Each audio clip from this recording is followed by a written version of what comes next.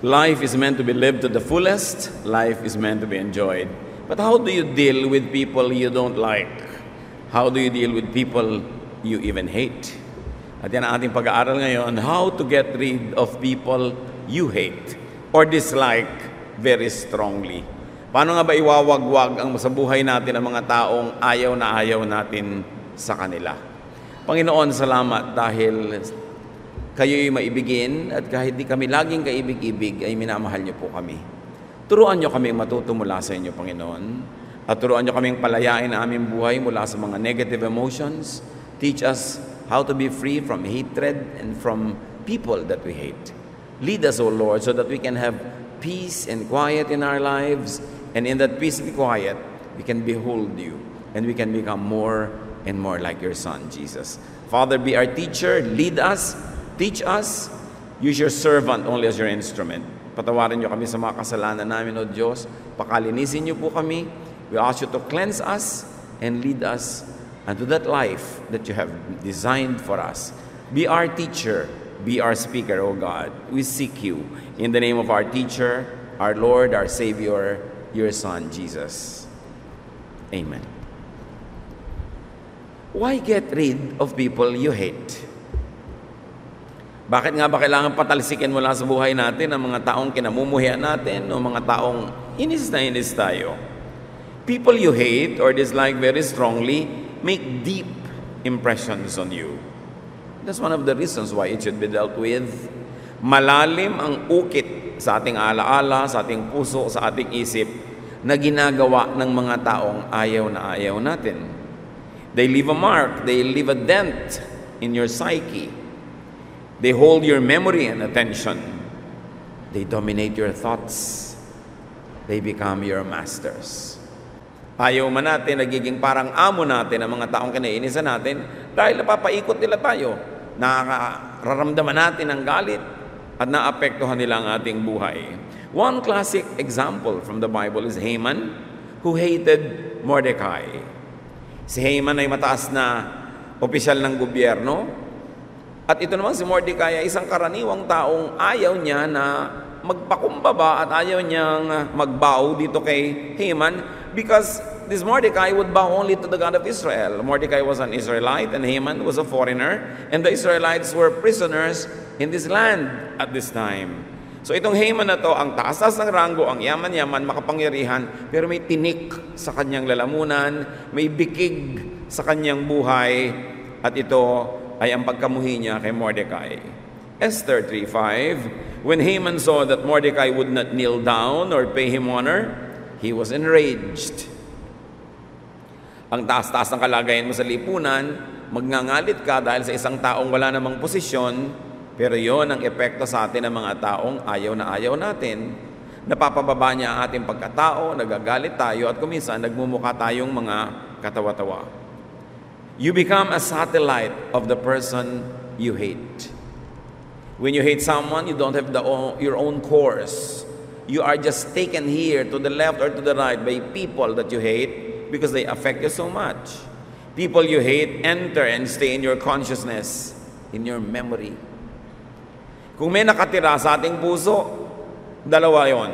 Mga taong mahal na mahal natin at mga taong muhing-muhi tayo. Pareho silang nandun. Pareho silang laman ng ating isipan at pareho silang lagi nating naaalala. Alaala mo sila lagi. Pag may kinakamuhian ka, may lason sa loob ng utak mo, yung pangalan, yung alaala ng taong yun. Esther 5:11-13, Haman boasted to them, meaning his friends and family, about his vast wealth, his many sons, and all the ways the king had honored him.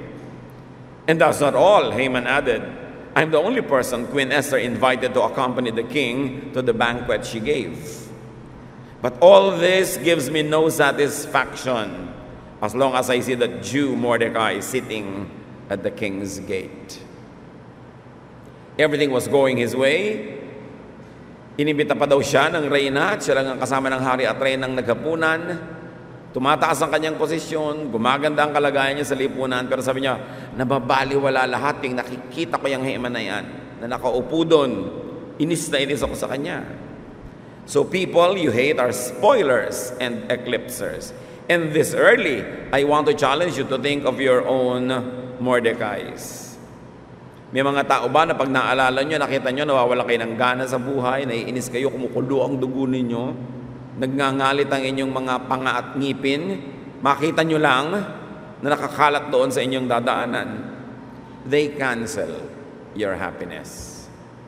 People that you hate affect you, needless to say, with or without their involvement or awareness. Yung mga taong sobra natin kinainisan, wala naman silang ginagawa, hindi sila nagpapagod, pero may epekto sila sa atin. People you hate, anger you. They uglify you, your looks and your behavior, and they set you back. Sobra kang pinapababa, iniaatras, pinipilipit ng taong kinamumuhian mo. Esther 5:9-10. Haman went out that day happy and in high spirits. But when he saw Mordecai at the king's gate and observed that he neither rose nor showed fear in his presence, he was filled with rage against Mordecai. Nevertheless, Haman restrained himself and went home. Tulad ng mga iba na nating nakita sa nangyayari kay Haman, ang ganda-ganda ng araw niya, ang saya-saya niya, sobra siyang kinakasihan ng kapalaran, pero nakita niya bigla itong Mordecai, nainis na naman siya, nagalit siya, pero tinimpi ang galit. Sinupil ang nararamdaman, pero kumukulo sa loob ang kanyang damdamin at umiwas na lang siya at umuwi. Nakakapagod mamuhi. Kung sino man sa atin ang may kinakamuhian dyan, nakakapagod yan. Nakakadrain. Nakakaubos ng lakas, nakakatanggal ng poise, sabi nga nila. So, what should you do to people you hate? Or how to get rid of people you hate? Siyempre, pag may tinik ka, dapat mong tanggalin sa iyong lalamunan. Meron po akong kaibigan na tinik, halos 2 buwan yung tinik na nasa lalamunan niya, nagpa-opera na siya, sari-sari na ang ginagawa, hindi matanggal-tanggal si tinik. There was this thorn lodged in his throat, and even despite surgery, it could not be dislodged. It was so inconvenient. Kumisan merong parang punyal na nakatusok sa inyong puso, mahirap mamuhi. So what do? How do you get rid of people you hate? There's only one way. Forgive them if they had wronged you. It's the only way that works. You can try many ways, even surgery. But the only way is to forgive. Colossians 3:13, bear with each other and forgive whatever grievances you may have against one another. Forgive as the Lord forgave you. Does God give us this advice to forgive for us to become losers? No. God gives us advice to forgive so we will win. Because it's only in forgiveness where you can win. Hindi ka pwedeng manalo na galit ka. Hindi ka pwedeng manalo na namumuhi ka. Ang panalo mo lang, pag nagpatawad ka na, doon ka palang makakawala. The only way that you could get them off, that strongly remembered list, the only way that you could cut or lessen or minimize their negative connection to you, the only way that you could be free of and from them is to forgive them. Proverbs 12:16, a fool shows his annoyance at once, but a prudent man overlooks an insult. Ang mga hangal daw, madaling mainis, at ipinapakita nga ang kanilang pagkayamot. Pero ang mga matatalinong tao, pinapalampas na lang yung mga nakakainis na bagay para hindi na sila maapektuhan pa. So be good, or at least be wise. Forgive. Kung napakabuti mo, magpatawad ka. Pero kung hindi ka mabuti, at least magpakatalino ka, magpatawad ka pa rin kasi ikaw pa rin ang makikinabang. Gusto mong mahalin ang kapwa mo, patawarin mo. Pero kung gusto mong sarili mo lang ang mahalin mo, magpatawad ka pa rin kasi ikaw pa rin ang makikinabang pag nagpatawad ka. What to do with people you hate? Forget them. Isaiah 43:18, forget the former things. Do not dwell on the past. Yung nagpapatawad lang ang nakakalimot. Habang hindi mo pinapatawad ang isang tao, hindi mo siya malilimutan. So kawawa ka naman. But you don't forget whatever or whoever you feel strongly about. Forget the feelings. It's impossible to forget people unless you have an amnesia. But you can forget the feelings. Yung feelings na masama, be free. Be free. What do you do with people you hate? Turn them into people you could like by giving them positive influence. Nakakainis pa sila, nakakamuhi pala sila, di subukan natin silang baguhin para maging nakakatuwa na sila. That's the greatest victory. When you turn an enemy into a friend, that's your greatest victory. When you turn somebody unlikable to somebody lovable, that they color and spice up your life, you really have won. Proverbs 25:21-22, if your enemy is hungry, give him food to eat.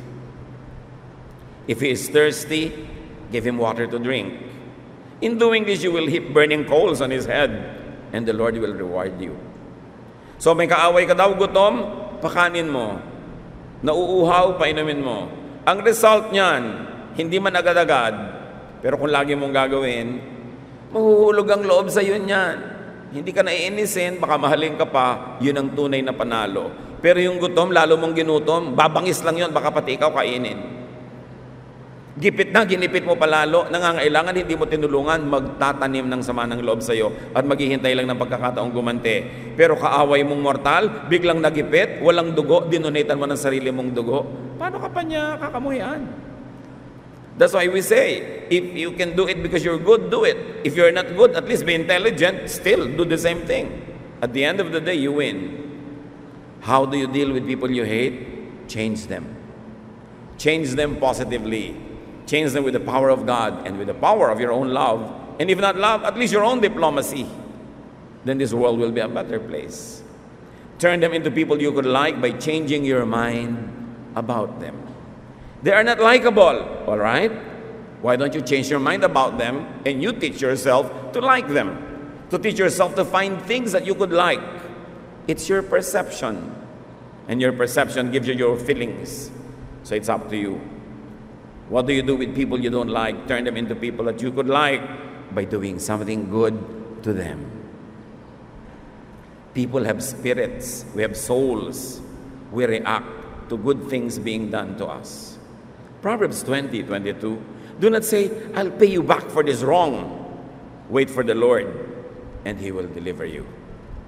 Huwag gumanti sa masama. Huwag gantihan ng masama ang masama. Dahil gagantihan ka niya uli ng mas masama, and you will never get out of this cycle. But break the cycle of evil will, of bad relationship with something good. And then you start something good going. You cannot change them. Change yourself. It's a lot easier.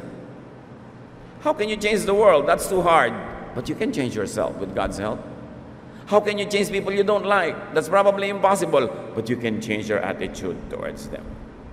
When you do good to people, you begin to dislike them less and less. Try it. When you do good to people, you begin to even like them. That's why the prescription of the Lord is, gumawa ka ng mabuti sa hindi gumagawa ng mabuti sa iyo. Malaki ang pagkakataon sila yung magbago at bumuti sa iyo. At kung di man sila magbago, sa paggawa mo ng mabuti sa kanila, ikaw ang mababago. Magsisimula ka magkaroon ng simpatya, magkakaroon ka ng amor, magkakaroon ka ng malasakit, hanggang mamahal mo na yung tao. Doing good to others changes them, but more than that, it changes you. If there is somebody you dislike, do good to them, and you will notice that you begin to like them more and more. And then change happens. Matthew 5:43-44. You have heard that it was said, love your neighbor and hate your enemy. But I tell you, love your enemies and pray for those who persecute you. Sa palagay nyo, kaya ginagawa ni Jesus ang payo na to para tayo ipatalo? Of course not. Binibigyan niya tayo ng ganitong payo para tayo papanalunin. And in the game of life, only love wins. Hatred always loses. You might be able to do violent things against people you hate, but at the end of the day, you're still a loser. You will be filled with guilt. You will have more enemies. You will have less friends. Your world will become smaller. So doing good is good for them, and for you. Luke 6:32-36. If you love those who love you, Jesus says, what credit is that to you? Even sinners love those who love them. And if you do good to those who are good to you, what credit is that to you? Even sinners do that. And if you lend to those from whom you expect repayment, what credit is that to you? Even sinners lend to sinners, expecting to be repaid in full. But love your enemies. Do good to them and lend to them without expecting to get anything back. Then your reward will be great. And you will be sons of the Most High, because He is kind to the ungrateful and wicked. Be merciful, just as your Father is merciful. Galing talaga ni Lord. Sabi ni Jesus, kung minamahal mo lang yung nagmamahal naman sa'yo, ano naman ang points na kinita mo doon? Natural lang yun. Kahit masasamang tao, mahal yung nagmamahal sa kanila. Kung gagawa ka ng mabuti, doon lang sa gumagawa ng mabuti sa'yo, hindi nakakaiba yun. Kahit sino dyan mga pusakal na kriminal, mabuti rin sa mabuti sa kanila. Magpapautang ka doon sa inaasahan mo lang na makababayad, walang kwenta yun. Kasi wala ka namang ginawang mabuti. Pero kung nagpautang ka doon sa parang hindi makakabayad at di ka nababayaran pa, sabi yun, doon ka may point. Minahal mo yung hindi dapat mahalin, tinulungan mo yung hindi matulungin, yan ang nakaka-impress sa Diyos. At ang Diyos mismo ang magbibigay sa iyo ng gantimpala. Reward. What reward will God give to those who do good? We don't know exactly, but one great reward is peace of mind. Because when you do good, you have peace of mind. When you do evil, you may try to delude yourself into thinking that it's fine, but you will still feel guilty. Why? Because the Spirit of God lives in you. Pag gumawa tayo ng hindi maganda, meron tayong nararamdamang hindi maganda sa kalooban natin. At yung tinig na yun ang dapat nating pakinggan. Hindi tayo dapat magbingi-bingihan sa ating budhi. Kaya ang isang pinakamalaking gantimpala ng gumagawa ng mabuti, kahit hindi ka pagawa ng mabuti, hindi ka suklian ng mabuti ng kapwa-tao, masarap ang pakiramdam. Maluwag sa loob. Ayaw mo pa bang premyo yun? Pero hindi lang siguro yun. Marami pang iba. Nakatali ka sa inuutangan mo, pero higit doon, nakatali ka sa pinautang mo. Di ba? May utang ka, matino kang tao, hindi mo malimut-limutan yung inutangan mo hanggang hindi mo nababayaran. Pero may utang ka, hindi ka matino, pwede mong malimutan yon. Maraming ganon. Pero, may pinautang ka, matino ka't hindi, malilimutan mo ba yon? Tandang-tanda mo ang iyong mga pautang, di ba? Ngayon, may pautang ka sa tao, may utang siya sa iyo, meron siyang ginawang masama, hindi pa siya nagbabayad, malilimutan mo ba siya? Eh di nakatali ka sa kanya.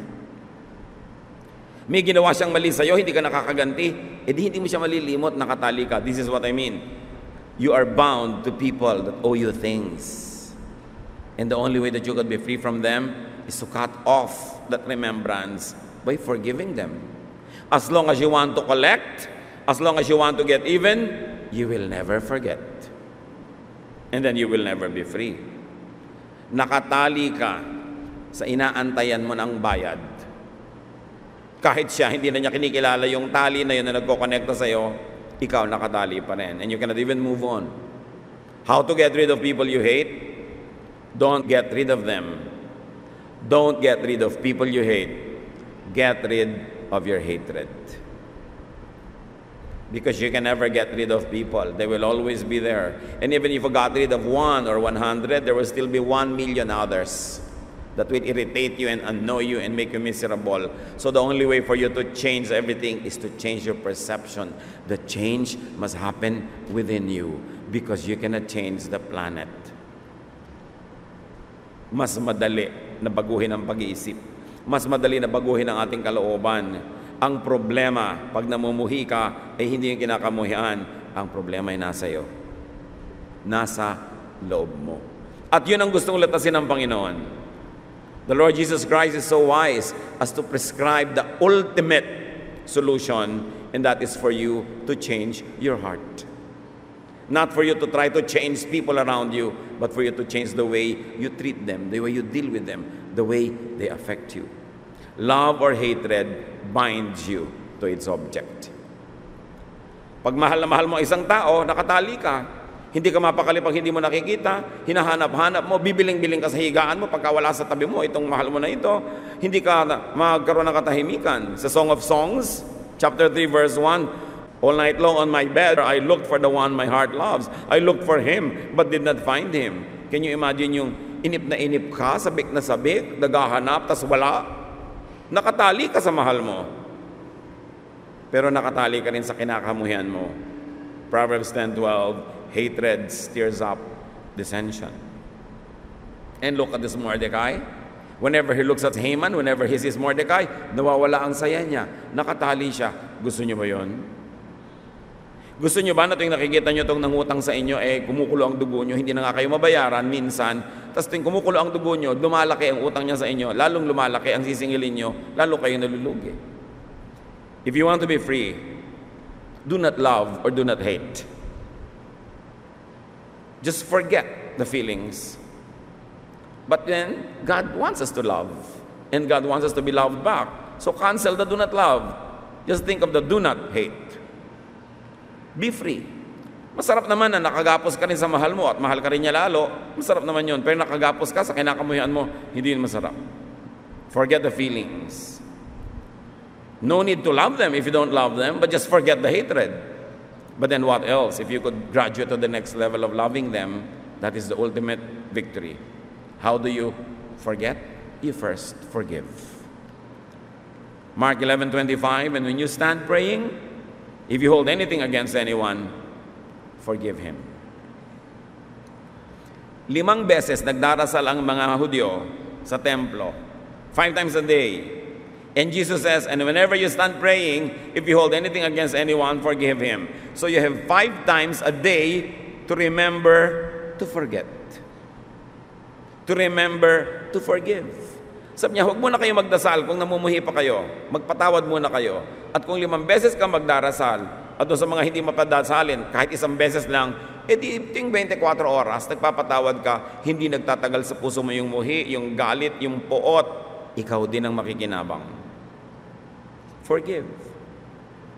Ito ang talagang panalong formula, to forgive. Yung, nakakainis ka ha, pero hindi ako maiinis. Panalo ako. Pero yung nangiinis ka at nangiinis naman ako dito, talo ako.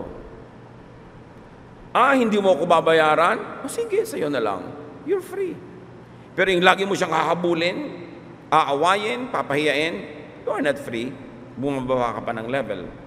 Jesus wins by transcendence, by self-control. Because you cannot control other people, then Jesus tells you to control yourself. At the end of the day, you don't make a clown of yourself, and you end up more dignified, more quiet, more placid, more calm. You win. Sino ang kinamumuhian nyo? Ano ang nakakamuhi sa inyo? Lalo na kung matanda na kayo, tapos may galit pa kayo, hindi na uso yan. Hindi na bagay. 10 taon na yung hinanakit nyo, 20 taon na yung galit nyo, malaki na ang pagkukulang nyo niyan sa sarili nyo dahil kayo naman nagdurusa. Magkasambahay kayo, magkamag-anak kayo, magkapitbahay, hindi kayo nag-uusap, nakakapanigas yata ng leeg. Yung pinipilit mong tumingin sa iba para huwag mo lang makita yung ayaw mong kausapin. Napaka-abnormal na magkasama kayo sa isang lugar, hindi kayo nag-uusap. Napakalaking kabalbalan. Yung magsamaan ng loob ng matagal, lalo sa matatanda. Kasi parang wala ka pinagkatandaan, ang tagal mo nang nabubuhay, wala ka pang natutunan. Sayang naman lahat ang kinain mong patola. Sayang lahat ang ininom mong tubig, ganyan ka pa rin. Dapat ang tao magbago. Lalo ko nadidinig ang salita ng Diyos. Dapat tablan. Dapat makinig. Ang pagbabago ng ugali, ang pagbabago ng asal, ang tunay at patunay na kinakasihan ka na nga ng Espiritu ng Diyos. Hebrews 8:12, for I will forgive their wickedness and will remember their sins no more. God is being quoted. Sabi ng Diyos, papatawarin ko na lang lahat ng kasalanan nila at di ko natatandaan pa mga pagkukulang nila. Ito yung sinasabing to forgive is to forget. And to forgive is to move on. Ang talino talaga ng Diyos. Alam niya ang solusyon. Ang mga taong ito, lagi na lang nagkakasala. Alam nga naman ako lagi mainis. Lagi na lang silang nagkukulang. Alam namang lagi kumulo ang dugo ko. So ang gagawin ko, papatawarin ko sila. Bakit hindi nyo magawa sa iba? Alam nga naman din, lagi na lang kayo mainis. Lagi na lang kayong makonsumi. Patawarin nyo rin. Forgiving people is the greatest revenge. Aha! Ang dami mong kasalanan, ha? Iniisip mo, magagalit ako, makukonsumi ako, maha-high blood ako. No way, I'll forgive you. Then I'm free. Yun ang winner. Even God could be free from anger and agitation and irritation because He forgives. Something to learn. God forgets. Sabi niya, kung gaano kalayo ang silangan sa kanluran, doon ko ilalayo ang mga kasalanan nila. Ibabaon ko sa pusod ng dagat at di ko na uungkatin pang muli. Sinong tumahimik, hindi yung nagpatawad. Make it easy. Make it easier for others also to forgive and to forget you. Mga kapatid, hindi lang yung puso natin ang pinag-uusapan dito na magpatawad dahil siguradong marami rin tayong pagkukulang sa iba. As much as we are concerned about forgiving others, we should be concerned about helping others forgive us. Every day, whether you like it or not, whether you intend or not, you offend other people. Sometimes you take their place or they think you take their rightful place. Sometimes you take the promotion that they think they deserve. Sometimes you win this romantic object that they think they should have in their lives. So kung may sinasadya man natin o hindi, may mga naiinis at nagagalit din sa atin. Lalo na kung sinasadya pa natin at lalo na kung nagkukulang talaga tayo. So, tulungan din natin ang iba na patawarin tayo. Kung may kasalanan kayo, magbaba ng loob. Humingi ng tawad, magpakumbaba. May nainis kayo, magpasintabi. May pagkukulang kayo, punan. May utang kayo, bayaran. Help people forgive you because it's unkind for you to cause others to hate you because it sets them back. Ang tunay na kabutihan ay hindi lang gumagawa ka ng mabuti sa kapwa, tinutulungan mo rin yung iba para huwag mayamot sa'yo. Kasi nayayamot sila sa'yo, naiinis sa'yo, nagkakasala sila, mananagot ka rin sa Diyos dahil ikaw ang dahilan ng pagkakasala nila. So hindi lang tayo nag-iisip na, kailangan ko palang magpatawad. Dapat din nating isipin, paano ko kaya tutulungan yung mga tao sa paligid na patawarin din ako? Yung mga inis na inis sa akin, paano ko kaya aalisin yung inis nila? Paano ko kaya palulubagin ang loob nila na nagagalit sa akin? So who do you hate? What do you hate? It's pointless to carry that weight. Jesus wants you free. Sabi niya, my yoke is easy, my burden is light. Pero yung pagdadala ng muhi at galit, mabigat na dalahin yan. Huwag niyong dalhin 1 minute longer because you can forgive. And you can ask God to give you the grace to forgive. And you can help others forgive you by being humble, by seeking their forgiveness, or by stop being irritating, by starting to be nice. We owe it to everybody. Meron tayong pananagutan sa isa't isa. Aming Diyos, salamat na lang merong paraan para maalis ang galit, para mawala yung utang sa amin ng kapwa. Salamat na lang merong pagpapatawad. Thank you, Lord, for the very idea of forgiveness. And because of this, we don't have to depend on others to repent. We don't have to repent on others to be nice and to be good. But we just have to decide to forgive, and we will be free. Patawarin niyo kami, Panginoon, kung sinisira namin aming sarili at mga nasa paligid namin sa pagkikimkim ng sama ng loob, sa pag-iipon ng galit sa aming puso. Turuan niyo kami, Lord, na ang lahat ng ito isuko sa iyong paanan. Magbago talaga ang isip namin at pamumuhay at huwag namin ipagpilitan, huwag namin tigasan ang ulo namin na patuloy na magalit at mamuhi. Lumalabas lang ang pangit sa pagkatao namin kung kami nagagalit. Kaya turuan niyo kami, Lord. Teach us to contain ourselves, to control ourselves, to put ourselves under the control of your Spirit. Pagbulay-bulayan natin ang mga mensaheng ito, mga kapatid. Let us ponder these things. Let's think about people we probably dislike very much or just dislike mildly, but dislike nevertheless. Let us think of people we probably hate. And right now, don't wait any minute longer. Forgive them. Because by forgiving them, you also seek the forgiveness of God for yourself. And then you set yourself free. Isipin din natin kung meron tayong dapat lapitan, hinga ng tawad. May ugali tayong dapat baguhin para hindi patuloy na mainis sa atin ang mga kasambahay o mga kasama natin sa buhay natin. Lord, in silence, may you continue to give us insights. Finish this message. Bring it to the level of fruition that we will become better persons, that we will become kinder, nicer, sweeter to be around. Pagbulay-bulayan natin at sa tulong ng Espiritu, patuloy nating ubusin ang mga yamot, galit, pagkapot sa ating buhay na magkaroon tayo ng kapayapaan. Lord, continue to bless your people as we lay still, as we hear your voice.